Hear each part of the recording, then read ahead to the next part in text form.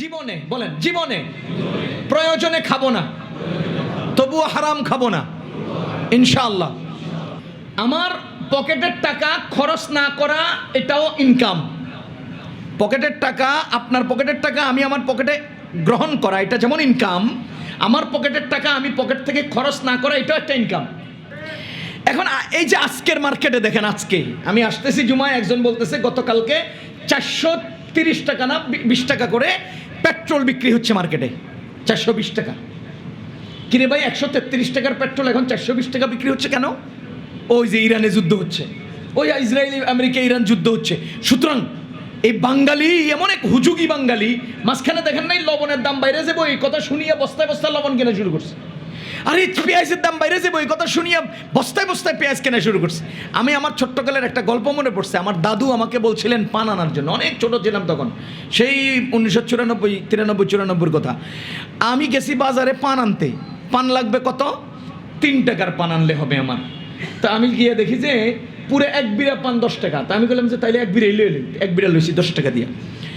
এখন মানুষ একজনে পান খাবে 10 টাকা দিয়ে 1 বিড়া পান আনছি। পরে সর্বসাকুল্যে দাদু পান ব্যবহার করছে তো 3 টাকার 60 টাকার পান নষ্ট হয়ে গেছে। এবার আপনারা বলেন আমি কয় টাকার পান কিনলে আমার কয় টাকা বাঁচত? আর আমি সস্তা দেখিয়া কয় টাকার পান কিনিয়া কয় টাকা থেকে বঞ্চিত হলাম? আপনাকে অঙ্ক বুঝতেছেন? আমার পকেটের টাকা খরচ না করা এটাও ইনকাম। পকেটের টাকা, আপনার পকেটের টাকা আমি আমার পকেটে গ্রহণ করা এটা যেমন ইনকাম, আমার পকেটের টাকা আমি পকেট থেকে খরচ না করা এটাও একটা ইনকাম। কথা বুঝেন? অর্থনীতি শুধু আয় করার নাম অর্থনীতি না, ব্যয় সংকুলন করা, ব্যয়কে কন্ট্রোল করা এটাও একটা অর্থনীতি। আমি একবার মাহফিল করতে গেছিলাম সন্দ্বীপে। তো স্পিড বোটে আসলে আমার খরচ হবে 350 টাকা, আর সাধারণ যে বোটগুলো আছে এগুলোতে আসলে আমার খরচ হবে 120 টাকা। স্পিড বোটে আসলে আমার সময় লাগবে উঠানামা মিলিয়ে আধা ঘন্টা, আর এই বোটগুলোতে আসলে আমার সময় লাগবে 1 ঘন্টা 20 মিনিট। তা আমি ওখানে দাঁড়াই অঙ্ক করছি, আমার আধা ঘন্টার সময়ে 320 টাকা, আর আমার 1 ঘন্টা 20 মিনিটে 1 ঘন্টা 20 মিনিটে 120 টাকা।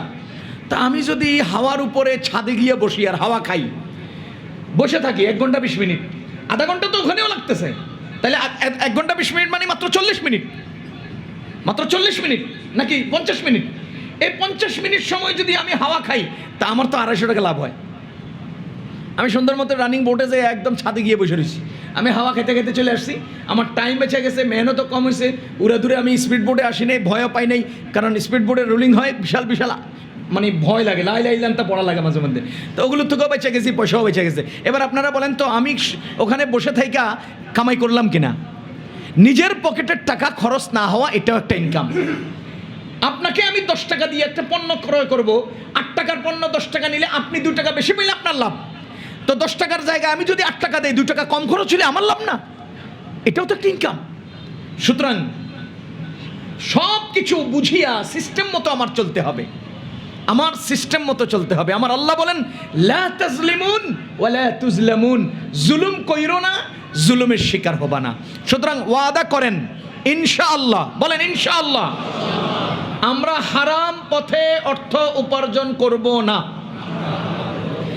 একটা ওয়াদা করব, জীবনে বলেন, জীবনে প্রয়োজনে খাবো না, তবুও হারাম খাবো না ইনশাআল্লাহ।